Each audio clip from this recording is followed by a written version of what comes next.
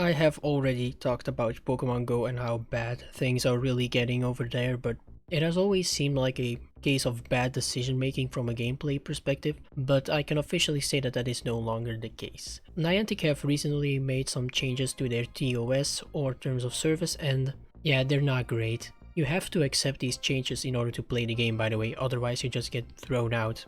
I and many people in the Pokemon Go community find these changes worrying at best and basically evil at worst. So I felt compelled to make a video about this, and also I have the summary here on my monitor. That's why I'll be looking a lot underneath you guys, I guess.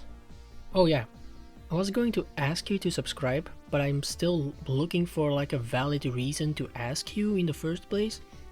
So I'll get back to you on that at the end of the video, if I found anything at least. Now, I found out about these changes because of a video that randomly popped up in my recommended by the YouTuber Mystic7, who is a very well-known figure in the Pokemon Go community. I will be referring to his video from time to time, and that's why I added a link to it, and as well as a link to his channel in the description. Something that Niantic, by the way, would never do, because let's get right into it with the first change. Niantic can use content creators, their videos and just content in general for their own good without having to compensate the creators. Which means that they can use it for like promotional and marketing stuff to benefit from their work basically. Now let's be honest, this is nothing new for Nintendo IP, we've seen it a lot before, but that doesn't make it right.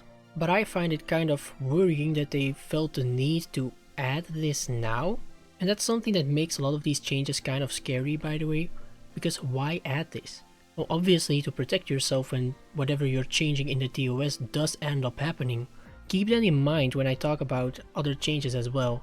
Ask yourself why they felt the need to add this now specifically. So not compensating creators is pretty scummy, and we've seen it before. It seems that the work that goes into these videos is not really respected by Niantic, which is kind of insane because I would argue that they're one of the biggest reasons the community still exists in the first place. So that's just a huge middle finger to them.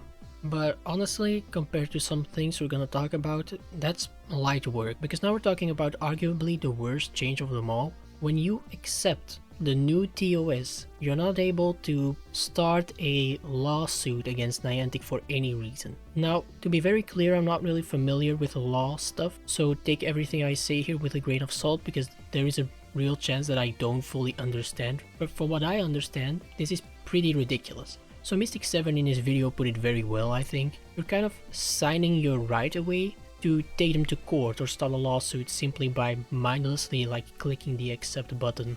This is evil, because what if you are not happy for whatever reason, like one of the things we'll see in the future, or you're a YouTuber and they use your content. Not only is it in the TOS that they can use it, it's also in the TOS that you can't even start a case against them.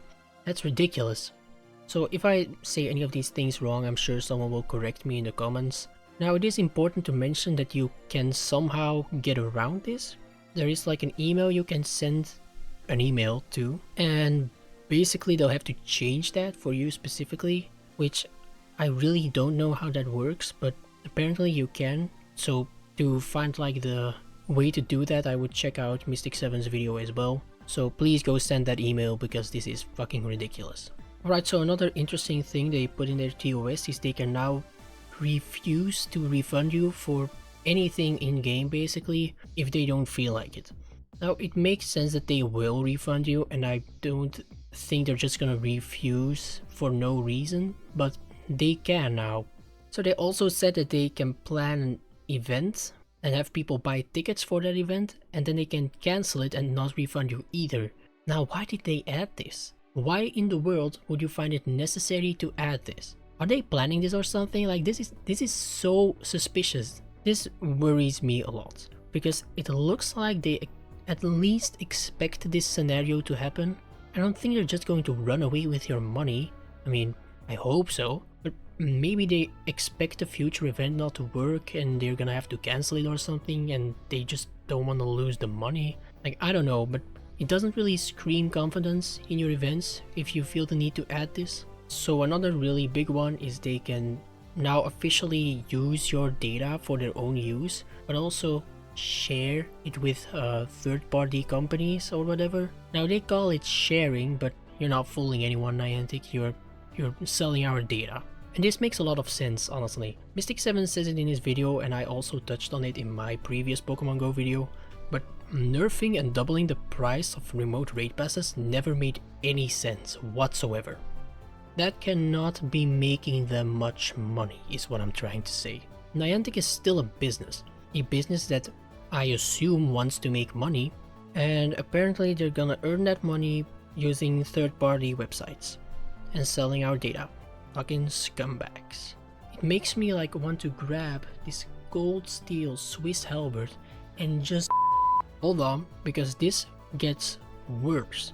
So something that makes this particularly scary is that they also mentioned that they are now able to, and according to their TOS, allowed to check your phone or any kind of program or software or whatever that allows you to cheat or hack in the game. I don't want Niantic to access my phone. What the fuck, man? And that begs the question, of course, how far can they go? How far will they go? How far are they legally allowed to go? Because they literally said that they're now selling your data and that they can access your phone in the same change. That's terrifying. I don't know about you, but that's distressing to say the least. I'm sure there has to be some kind of legal limit, but I don't know the details on that.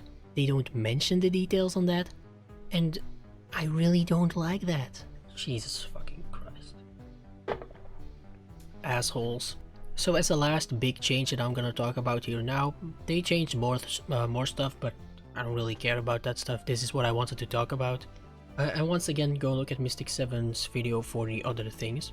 That the last thing is that they're now going to terminate accounts that have been inactive for a while. So accounts cost money, right?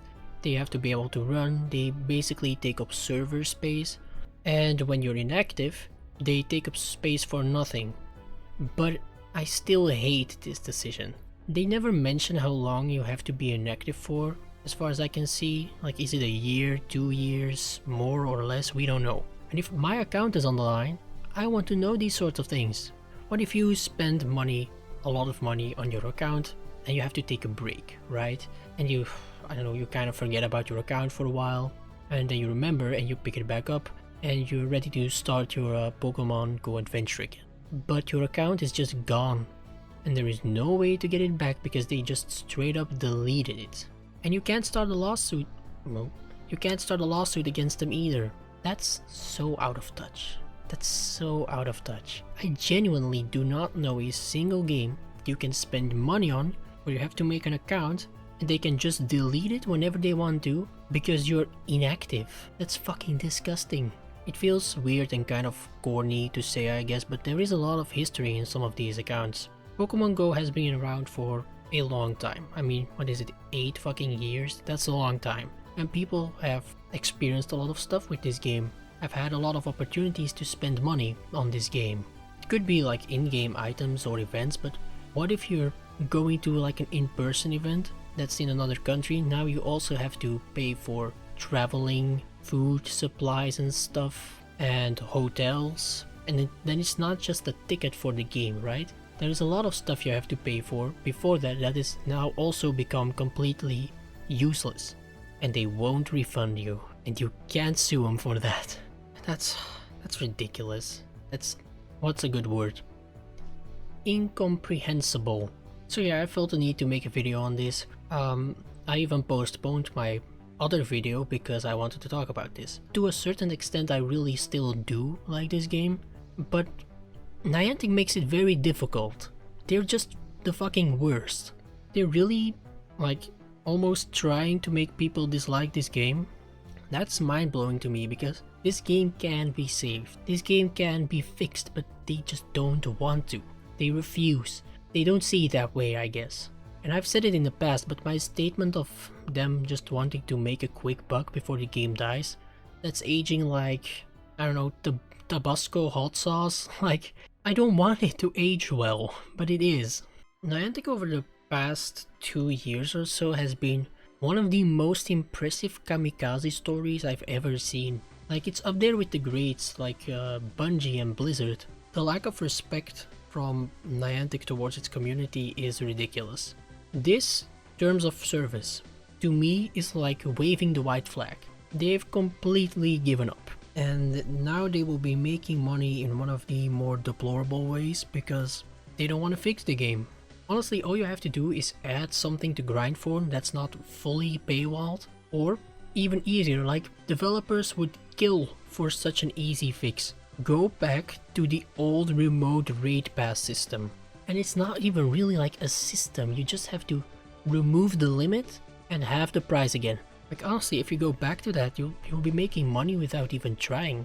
Also, by the way, I'm pretty sure some of these things are illegal in the EU, so there is a pretty big chance that they're not going to be able to do some of these things and they're gonna have to change it. And some European countries have not been afraid of banning malicious games in the past, including Belgium. But if you are from the United States, be careful, man, and send that email. Definitely send that email. Once again, go look in the description for that video. But yeah, I want to thank you for watching. It really does mean a lot. It's not looking good for Pokemon GO. I think that's pretty obvious by now. It's kind of sad, isn't it? Oh yeah, I was gonna give you guys a reason to subscribe. Let me look into that really quick. Alright guys, I found a reason. So, in my year, last year technically, I don't know, at some point in one of my years, there was this guy and he was making like male guru videos on YouTube, and we were all making fun of it all the time.